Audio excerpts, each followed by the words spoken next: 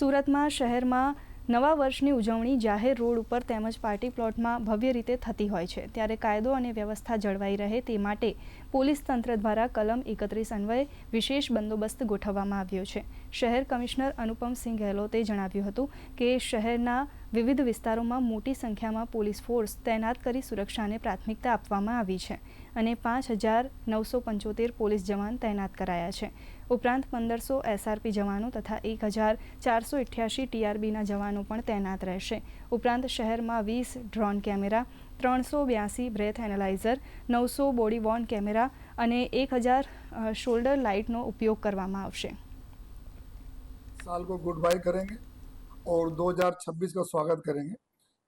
सूरत शहर में भी अलग अलग जगहों पे इस तरह के सेलिब्रेशन होता है और उसी की तैयारी के भाग रूप में हम लोगों ने लगभग हमारी 5,000 पुलिस के जवान अधिकारी डिप्लॉय किए जा रहे हैं पूरे शहर में।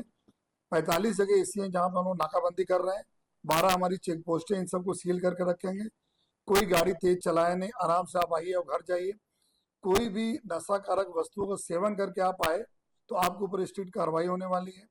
हमने 380 जितने ब्रीथ एनालाइजर है हमारे पास, जिसमें 180 ऐसे हैं जो कि बैटन, लाइट बैटन के बेस्ड हैं, जो कि आपको दूर से भी आपको टेस्टिंग हो जाएगी, और लगभग 200 ऐसे हैं जो कि आपके मशीन आपके जो ब्रीथ को लेकर जो उसमें टेस्टिंग करेंगे।